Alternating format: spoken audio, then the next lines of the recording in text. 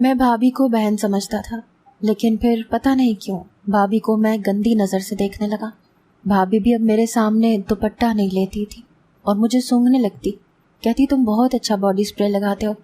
ایک دن میں سویا ہوا تھا، اچانک بھابھی میرے کمرے میں آ گئی اور آتے ساتھ ہی بھابھی نے دروازہ بند کر کے میرے ساتھ ایسا کام کیا کہ میرے دل کی دھڑکن بہت تیز ہو گئی، کیونکہ بھابھی نے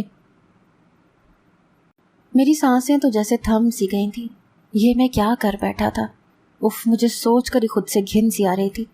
میں آدھی رات کے اس پہر سخت سردی میں سمندر کے پانی میں گھٹنوں کے بل بیٹھا پھوٹ پھوٹ کر رو رہا تھا۔ جنوری کی سرد ہوائیں، ٹھنڈا پانی بھی میرے اندر لگی آگ کی حدت کو کم کرنے کے لیے ناکافی تھا۔ کچھ دیر پہلے جو کچھ ہوا تھا وہ خیال ہی مجھے خود سے نفرت کرنے پر مجبور کر رہا تھا۔ میرا جی چاہا کہ اس سمندر میں ڈوب کر اپنی جان دے دوں، مر جاؤں، ختم کر دوں خود کو۔ کہا جاتا ہے کہ عزت عورت کی چادر ہے اور مرد کا وقار۔ عزت دار مرد کے لیے اس کی عزت ہی سب کچھ ہوتی ہے۔ میں جس خاندان سے تھا وہاں رشتوں کے تقدس کا بہت خیال رکھا جاتا تھا۔ ہم 2 ہی بھائی تھے، ایک میں اور ایک میرا بھائی کیف، جو مجھ سے 7 سال بڑا تھا۔ بہن کوئی نہیں تھی۔ شروع سے ہی مجھے یہ کمی بہت محسوس ہوتی تھی۔ کیف بھائی کی شادی کو بھی 2 سال ہو چکے تھے۔ میری بھابھی مجھ سے 3 سال بڑی تھی۔ میری کوئی بہن تو تھی نہیں، اسی لیے میں انہیں ہی اپنی بہن کی طرح سمجھتا تھا۔ رابعہ بھابھی کا رویہ بھی مجھ سے بڑی بہنوں جیسا تھا، وہ مجھے چھوٹا بھائی ہی سمجھتی تھی۔ لیکن نہ جانے کیوں کچھ ماہ سے میرے ساتھ عجیب و غریب باتیں رونما ہونے لگی تھیں۔ بھابھی سے میرا مذاق کا رشتہ ان کی شادی کے اول روز سے ہی تھا، جیسے اکثر گھروں میں ہو جاتا ہے۔ میں کیف بھائی کے نام سے انہیں تنگ کرنے لگا تھا۔ کبھی کبھی یہ کہہ دیتا کہ میرا بھائی معصوم ہے لیکن اسے بیوی بہت چلاک سی مل گئی ہے۔ کبھی کہتا کہ آپ تو میرے ساتھ زیادہ جچتی ہیں، خواہ آپ کی شادی بھائی سے ہو گئی۔ میں یہ باتیں انہیں امی کے سامنے کہہ دیتا تھا، وہ بھی ہنس کر ٹال جاتی تھی۔ کبھی کبھی یہ کہہ دیتی کہ ہاں مجھے بھی افسوس ہے، میں نے کیف کی تصویر دیکھ کر ہاں کر دی، کاش کہ تمہاری بھی تصویر ساتھ ہوتی تو آج ہم دونوں کو پچھتانا نہیں پڑتا۔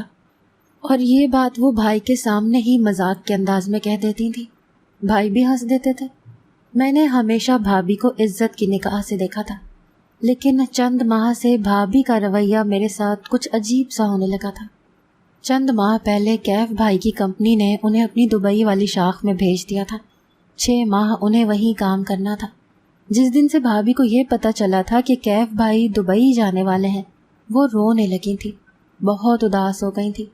ظاہر ہے یہ تو ایک فطری سی بات ہے، بیوی شوہر کی جدائی پر اداس ہو جاتی ہے، لیکن میں نے بھابھی سے کہا کہ بس 6 ماہ کی تو بات ہے، بھائی واپس آ جائیں گے، پھر میں بھی تو ہوں، میں آپ کو اداس نہیں ہونے دوں گا۔ کیف بھائی نے بھی بھابھی سے کہا کہ وہ روز ان سے فون پر بات کیا کریں گے۔ بھائی دبئی چلے گئے تو پھر مجھے بھی اس بات کا احساس ہوا کہ بھائی کے بغیر تو ہمارا گھر ہی سونا سونا سا ہو گیا ہے، لیکن پھر بھی میں بھابھی سے باتیں کرتا رہتا تھا۔ پہلے پہل تو وہ روتی رہتی تھیں، کیف بھائی کو بہت یاد بھی کرتی تھیں۔ 2 دن اگر بھائی کا فون نہ آتا تو وہ فکر مند سی ہونے لگتی تھیں۔ لیکن ابھی 2 ماہ ہی ہوئے تھے بھائی کو گئے ہوئے، تو بھابھی کا رویہ میرے ساتھ بدلنے لگا تھا۔ میں آفس سے آ کر کھانا کھاتے ہی باہر دوستوں میں چلا جاتا تھا۔ مین گیٹ کی چابی میرے پاس ہوتی تھی، اسی لیے میں دیر تک دوستوں میں بیٹھ کر ہی گھر واپس آتا تھا اور آ کر اپنے کمرے میں سو جاتا تھا۔ میری امی عشاء کے بعد سونے کی عادی تھی، بھابھی بھی اپنے کمرے میں ہی ہوتی تھی۔ لیکن ایک بار میں گھر میں داخل ہوا تو بھابھی صحن میں ہی کھڑی تھی، مجھے دیکھ کر مسکرانے لگی، کہنے لگی یہ تم اتنی دیر تک باہر کیوں رہتے ہو؟ مجھے ان کی بات پر حیرت سی ہوئی، کیونکہ پہلے انہوں نے مجھ سے کبھی یہ سوال نہیں کیا تھا، کبھی میرے آنے جانے پر سوال نہیں کیا تھا۔ میں خود مختار تھا اور شادی شدہ بھی نہیں تھا، اسی لیے کچھ اپنی مرضی کا مالک بھی تھا۔ ہمارے دوستوں کا گروپ تھا اور ہم آپس میں باتوں میں مصروف ہوتے تھے۔ تقریباً سبھی کنوارے تھے، اسی لیے رات کو دیر تک بیٹھے گپے لگاتے رہتے تھے۔ میں نے کہا آپ کیوں جاگ رہی ہیں؟ میری تو یہی روٹین ہے۔ میرا انداز مدافعانہ تھا، لیکن میری حیرت کی انتہا نہ رہی جب وہ میرے بہت قریب آ گئی، پھر میری شرٹ سونگھنے لگی۔ میں تو بدک کے پیچھے ہٹا، یہ کون سا انداز تھا ان کا؟ میں نے حیرت اور غصے کے ملے جلے انداز سے انہیں دیکھا تو وہ مجھے گھور کر کہنے لگی، تم سگریٹ پینے لگے ہو؟ مجھے تمہارے کپڑوں سے سگریٹ کی بو آ رہی ہے، تم بات کر رہے ہو تو تمہارے منہ سے بھی سگریٹ کی بو آ رہی ہے، میں ان کی بات سن کر پہلے تو اچھمبے میں آ گیا، لیکن پھر سنبھل کر بولا، کیا ہو گیا بھابھی آپ کو؟ میں کیوں سگریٹ پینے لگا؟ ہمارے گھر میں کوئی بھی مرد سگریٹ نہیں پیتا تھا۔ ہماری والدہ نے ہمیشہ اس بات پر ہم دونوں بھائیوں پر سختی کی تھی، اسی لیے مجھے بھابھی کی بات سن کر تعجب سا ہوا تھا۔ کہنے لگی، تم جھوٹ بول رہے ہو مجھ سے، اگر تم نے سگریٹ نہیں پی تو پھر اپنا شک دور کرنے سے کیوں روک رہے ہو؟ میں کیف سے صاف کہہ دوں گی کہ تم میری بات نہیں مانتے اور بھائی کے دبئی جاتے ہی سگریٹ پینے لگ گئے ہو۔ وہ اونچے لہجے میں بات کر رہی تھی۔ میں تو ان کے اس انداز کو دیکھ کر متحیر تھا۔ وہ پھر سے میرے قریب آ گئیں اور میری شرٹ سونگھنے لگی۔ میں نے انہیں اس لیے بھی نہیں روکا کہ ان کے بلند لہجے پر کہیں میری امی نہ اٹھ جائے، ورنہ وہ یہی سمجھتی کہ میں نے سگریٹ پی ہے، کیونکہ بھابھی کا ملنسار رویہ میری ماں کو اپنا عادی بنا چکا تھا۔ لیکن میں بری طرح سے اس وقت کانپ کے رہ گیا جب رابعہ بھابھی نے میری شرٹ سونگھتے ہوئے میرے گلے سے لگ گئی۔ میرا دل ہی دھڑکنا بھول گیا۔ میں ان سے ایسی توقع نہیں کر سکتا تھا۔ میں نے انہیں فوراً سے خود سے جدا کیا۔ وہ خوفزدہ سی ہو کر کہنے لگی، وہ دیکھو سامنے چھپکلی ہے فہد، مجھے بہت ڈر لگتا ہے چھپکلی سے۔ میں نے دیکھا دیوار کے کونے میں چھپکلی تھی۔ میرا غصہ ایک دم ہی دور ہوا تھا، کیونکہ وہ واقعی چھپکلی سے ڈرتی تھی۔ شاید چھپکلی کو دیکھ کر وہ ایک بے ساختہ سی غلطی کر بیٹھی تھی، اور ابھی بھی انہیں احساس اس لیے نہیں تھا کہ وہ ابھی بھی چھپکلی کے خوف میں تھی۔ میں نے کہا، آپ اتنی بڑی ہو کر چھپکلی سے ڈرتی ہیں؟ میری بات پر وہ خفگی سے بولنے لگی، اور تم میرا مذاق اڑا رہے ہو؟ جو میں تم سے نہیں بولتی، کیف کو آنے دو، میں تمہاری شکایت لگاؤں گی۔ میں ان کی بات پر ہنسنے لگا۔ وہ پہلے جیسی ہو چکی تھی۔ میں یہ سمجھا کہ یہ شاید ایک بے اختیاری سا عمل تھا۔ چھپکلی کو دیکھ کر بھابھی گھبرا گئی تھی۔ پھر میں اپنے کمرے میں جانے لگا تو بھابھی مجھ سے کہنے لگیں کہ کچھ دیر میرے پاس بیٹھ جاؤ فہد، مجھے نیند نہیں آ رہی۔ اپنے بھائی کے سامنے تو تم نے بڑے وعدے کیے تھے کہ مجھے وقت دو گے، مجھے اداس نہیں ہونے دو گے، اور اب آفس سے آتے ہی دوستوں میں چلے جاتے ہو۔ میں نے بے چارگی سے انہیں دیکھا، پھر اپنی وہ کلائی انہیں دکھانے لگا جس پر گھڑی بندھی تھی۔ میں نے کہا، رات کے 12 بج رہے ہیں بھابھی، مجھے صبح آفس بھی جانا ہے، لیکن میرا وعدہ، کل میں آپ کے ساتھ مل کر کیرم کھیلوں گا۔ جب کیف بھائی یہاں تھے تو ہم تینوں مل کر بہت مزے کرتے تھے۔ لوڈو، کیرم ہم مل کر کھیلتے تھے، اور اس دوران میں اور بھائی آپس میں مل جاتے تھے تو بھابھی کو ہرانے میں کوئی کسر نہ چھوڑتے اور وہ چڑنے لگتی۔ پھر امی بھابھی کا ساتھ دینے لگتی۔ وقت بہت ہی اچھا گزرا تھا ہمارا۔ میں بھابھی کو اپنی مجبوری بتا کر اپنے کمرے میں چلا گیا، کیونکہ صبح کا جاگا ہوا تھا اور لیٹتے ہی سو بھی گیا۔ اگلے روز میں آفس سے آتے ہی کھانا کھا کر بھابھی کے ساتھ کیرم کھیلنے لگا۔ امی بھی ہمارے پاس ہی بیٹھی تھی، لیکن عشاء کی اذان ہوتے ہی امی اپنے کمرے میں چلی گئی۔ اب صرف میں اور بھابھی ہی کیرم کھیل رہے تھے۔ میں اس کھیل میں ماسٹر تھا، اسی لیے کبھی بھی نہیں ہارا تھا۔ بھابھی کو بھی تنگ کر رہا تھا کہ وہ مجھ سے جیت نہیں سکتی، کیونکہ وہ بالکل اناڑی تھی، ہر بار ہار جاتی تھی۔ لیکن کھیلتے ہی کھیلتے بھابھی نے ایک ایسی حرکت کی کہ میں دنگ سا رہ گیا۔ مجھے ان سے ایسی امید تو ہرگز نہ تھی۔ کہنے لگی، اس بار میں تمہیں جیت کے دکھاؤں گی۔ یہ کہہ کر انہوں نے جب اپنا دوپٹہ اتار کر پیچھے رکھ دیا تو میری نظر بے ساختہ ان کے چست لباس پر پڑی۔ میں نے فوراً سے نظریں جھکا لی۔ مجھے بھابھی کی یہ حرکت بھی بہت بری لگی تھی۔ میں نے وہیں گیم بیچ میں چھوڑ دی۔ میں سوچ بھی نہیں سکتا تھا کہ وہ ایسا بھی کر سکتی ہے۔ ابھی امی کی موجودگی میں تو دوپٹہ سر پر اچھی طرح سے جمائے بیٹھی تھی۔ میں نے انہیں غصے میں کہا، مجھے اپنے دوستوں میں جانا ہے، میں پھر کبھی کھیلوں گا۔ وہ مجھے حیرت سے دیکھنے لگی، لیکن میں اٹھ کر وہاں سے چلا گیا۔ لیکن آج دوستوں کی بیٹھک میں بھی میری توجہ بھابھی کی جانب تھی۔ کیسی عجیب حرکت کی تھی انہوں نے۔ بے شک میں انہیں اپنی بہن سمجھتا ہوں، لیکن پھر بھی کچھ تو لحاظ ہوتے ہیں۔ دیور کے ساتھ اٹھنے بیٹھنے کے بھی کوئی ڈھنگ ہوتے ہیں۔ میں جیسے جیسے بھابھی کی اس غیر مناسب حرکت کو سوچتا، اتنا ہی مجھے ان پر غصہ آنے لگتا۔ میں رات کو جب اپنے گھر میں داخل ہوا تو وہ لاؤنج میں ہی سامنے کھڑی تھی۔ میں اس بار انہیں نظر انداز کیا اور اپنے کمرے کی جانب بڑھ گیا، لیکن میری حیرت کی انتہا نہ رہی۔ وہ تو عجیب عورت تھی، جلدی سے میرے سامنے آ کر کھڑی ہو گئی۔ ان کے اس طرح سے ایک دم اپنے سامنے کھڑے ہو کر راستہ روکنے پر میں حیران بھی ہوا اور ایک دم پیچھے بھی ہٹا، ورنہ تو ان کے ساتھ بری طرح سے ٹکرا جاتا۔ وہ کہنے لگیں تم ابھی نہیں سو سکتے، مجھے نیند نہیں آ رہی فہد، اسی لیے مجھ سے باتیں کرو۔ میں نے غصے سے سرخ ہوتی آنکھوں سے انہیں دیکھا اور کہا کہ آپ ہوتی کون ہیں مجھ پر روب جمانے والی؟ دیکھیں میں کسی کی مرضی پر نہیں چلتا، آج کے بعد جب میں اس وقت گھر لوٹوں تو آپ مجھے یوں باہر کھڑی نظر نہ آئیں، اور آپ نے دل ہی لگانا ہے تو رات کو بھائی سے بات کر لیا کریں۔ میرے بے لچک لہجے پر ان کا چہرہ غصے سے تمتمانے لگا۔ میں بھی غصے سے اپنے کمرے میں چلا گیا۔ میں تو پہلے ہی ان کی آج کی جانے والی حرکت پر غصے میں تھا۔ عورت ہو کر وہ ایک غیر محرم کے سامنے اپنی زینت کو چھپائے رکھنے کے بجائے دکھانے کی کوشش کر رہی تھی۔ بے شک وہ میرے لیے قابل احترام تھی، مجھ سے بڑی بھی تھی، لیکن تھی تو غیر محرم ہی، اور ہمارے دین میں تو بہن بھائی بھی سن بلوغت میں پہنچ جائے تو فاصلے کا حکم ہے۔ وہ تو میری سگی بہن بھی نہیں تھی۔ ہمارے والد کا انتقال اس وقت ہوا تھا جب میں 7ویں جماعت میں پڑھتا تھا۔ میری تربیت میری والدہ نے کی تھی اور وہ مجھے ایسی باتیں بہت سمجھاتی تھیں۔ ایک بار امی کہنے لگیں کہ حدیث شریف میں آتا ہے کہ رسول اللہ صلی اللہ علیہ وآلہ وسلم نے صحابہ کرام رضی اللہ تعالیٰ عنہ سے فرمایا کہ اجنبی یعنی کہ غیر محرم عورتوں کے پاس تنہائی میں جانے سے بچو۔ تو ایک انصاری صحابی رضی اللہ تعالیٰ عنہ نے عرض کیا کہ اے اللہ کے رسول، کیا یہ حکم دیور کے لیے بھی ہے؟ یعنی وہ تو گھر کا فرد ہی ہوتا ہے لیکن نا محرم بھی ہوتا ہے۔ تو رسول اللہ صلی اللہ علیہ وآلہ وسلم نے فرمایا کہ دیور تو موت ہے، یعنی دیور کا اپنی بھابھی کے پاس خلوت میں جانا موت کی طرح خطرناک اور نقصان دہ ہے۔ اس وقت تو میں نے اس حدیث کو بس سنا تھا، لیکن اس کے معنی مجھے اب سمجھ میں آ رہے تھے، اسی لیے مجھے اپنا سخت رویہ حق بجانب لگا تھا۔ لیکن مجھے نہیں پتا تھا کہ میری بھابھی میری اس جائز بات پر بھی مجھ سے یوں بدلہ لیں گی۔ اس عورت نے تو مجھے برباد کر کے رکھ دیا تھا۔ کون کہتا ہے کہ ہوس صرف مرد میں ہوتی ہے؟ عورت ہر بات پر مظلوم نہیں ہوتی، اور جب وہ برباد کرنے پر آ جائے تو برباد کر کے رکھ دیتی ہے۔ اس کے بعد تو میری بھابھی نے مجھ سے بات کرنی چھوڑ دی۔ میں نے بھی شکر کیا، لیکن ایک دن جو میرے ساتھ ہوا اس نے میرے رونگٹے کھڑے کر دیے۔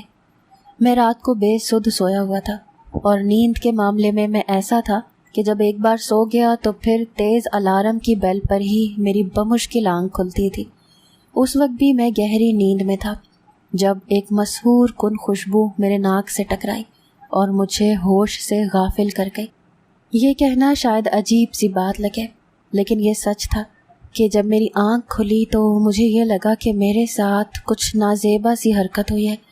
ہمارے معاشرے میں ایسا زیادہ تر عورتوں کے ساتھ ہوتا ہے کہ انہیں نشہ آور دوا کے زیر اثر رکھ کر ان سے اپنی ہوس پوری کی جاتی ہے، اسی لیے عورت کی مظلومیت پر سب کو بہت جلد یقین آ جاتا ہے۔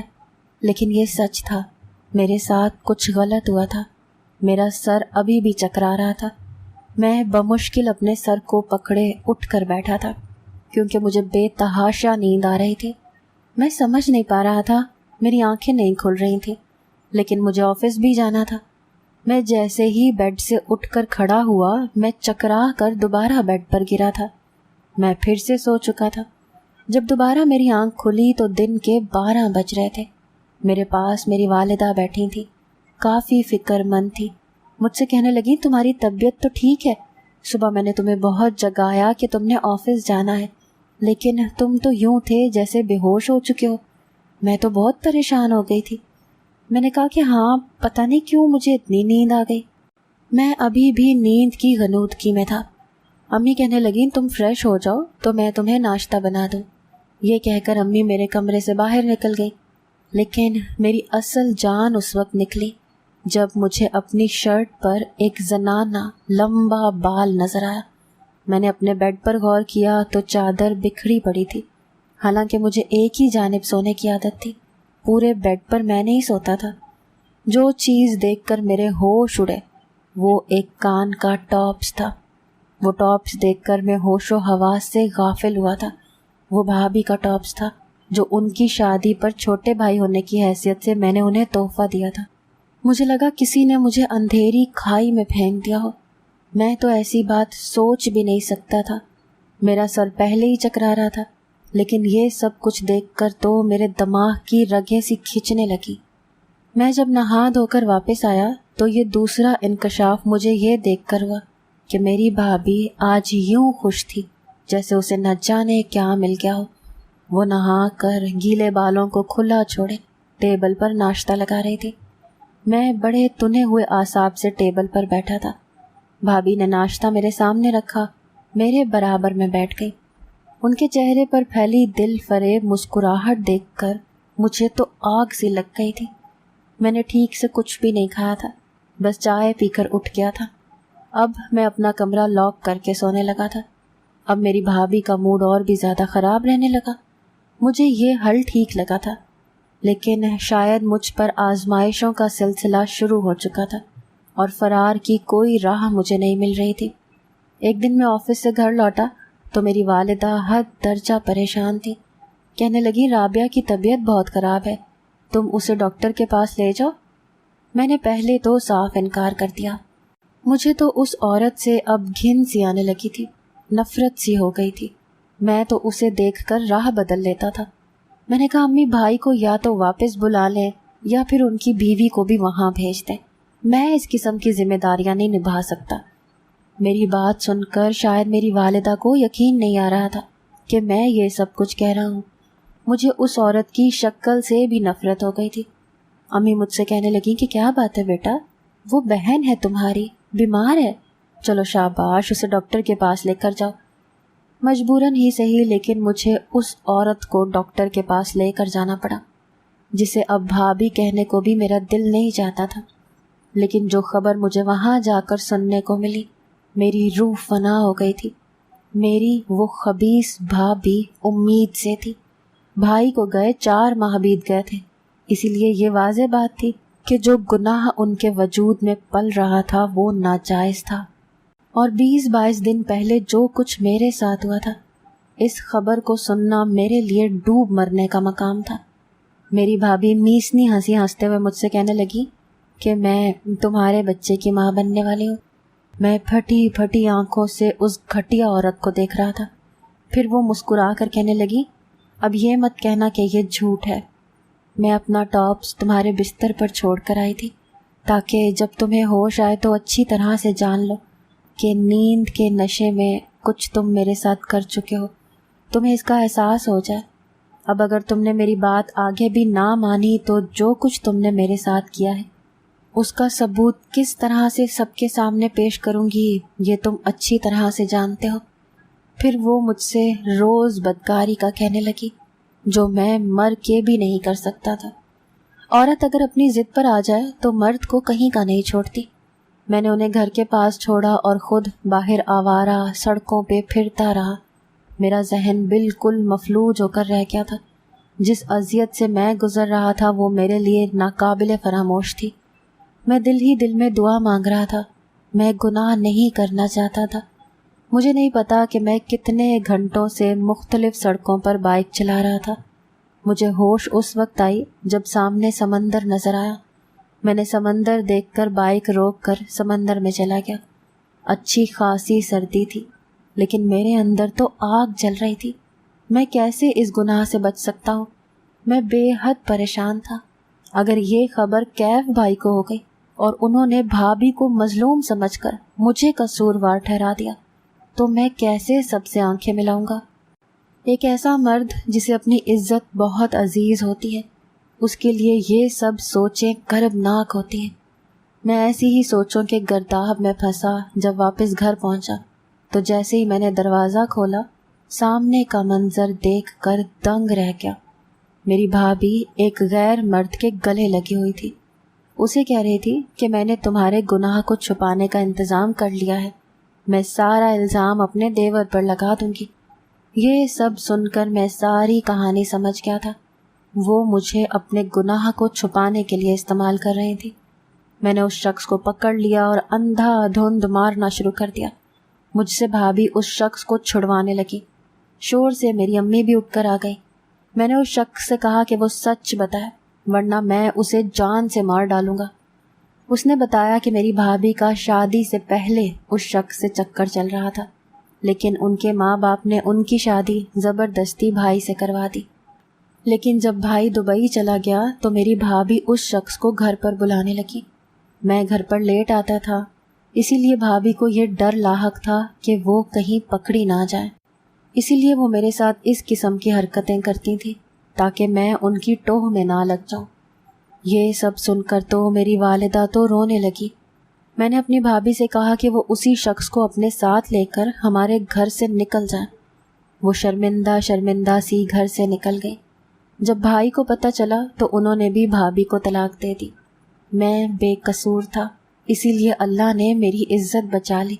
اگر انسان خود مضبوط ہو تو اسے کوئی بھی گناہ کی طرف راغب نہیں کر سکتا۔